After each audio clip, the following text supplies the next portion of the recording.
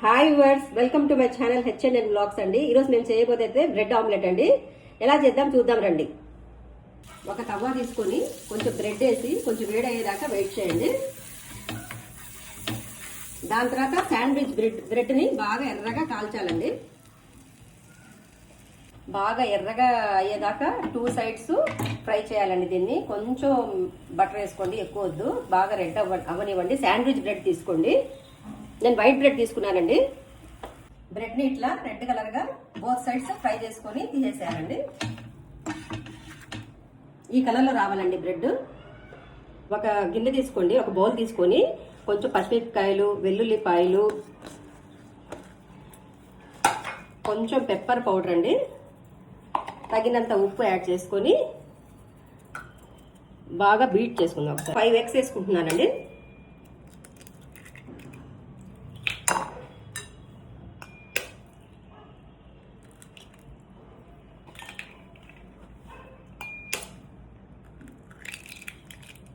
Mix చేయాలండి. అంతా mixing లోనే ఉంటుంది. ఎంత బాగా మిక్స్ చేస్తారో ఆమ్లెట్ అంత బాగా ఫ్లఫీగా వస్తుంది. యాడ్ చేసుకోండి. కారము, గరం మసాలా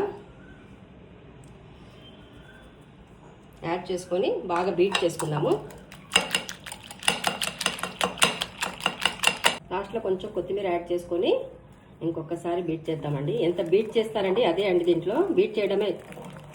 వేడైనాక అండి కొంచెం బటర్ వేసుకొని కొంచెం బాగా ఇట్లాగా స్ప్రెడ్ చేసుకోవాలండి.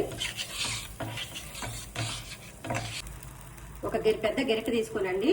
మనం ఆమ్లెట్ అంతా కలుపుకున్నాం కదా, ఇట్లా రౌండ్గా స్ప్రెడ్ చేసుకోవాలండి. ఫ్రై చేసుకున్న బ్రెడ్ మధ్యలో పెట్టి కొంచెం అట్లా ఇట్లా చేసి సైడ్లో బాగా ఆయిల్ వేసుకోవాలండి.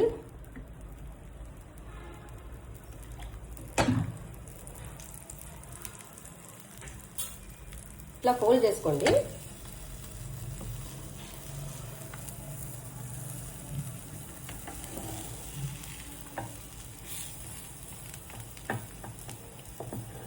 అండి మన బ్రెడ్ ఆమ్లెట్ బాగా తయారైపోయింది. ఇట్లాగా 4 sides ఇట్లా ఫోల్డ్ చేసుకొని ఇంకా తీసేసేయాలి. బోత్ సైడ్స్ కాల్ చేసాను ఎర్రగా, తీసేసేయండి. ఇంకా బ్రెడ్ ఆమ్లెట్ తయారైపోయిందండి. వేడిగా బ్రెడ్ ఆమ్లెట్ తీసుకొని కొంచెం కెచప్లో ముంచుకొని తింటే ఉంటుందండి. సూపర్గా ఉంటుందండి. ఒక్కసారి మీ ఇంట్లో ట్రై చేసి చూడండి. దీనికంటే మంచి బ్రేక్ఫాస్ట్ ఏమి ఉన్నదండి. పిల్లలు కూడా చాలా ఇష్టంగా తింటారండి. నా ఛానల్ని లైక్ చేయండి, షేర్ చేయండి, సబ్స్క్రైబ్ చేయండి. Thank you so much for watching my channel. Thank you so much.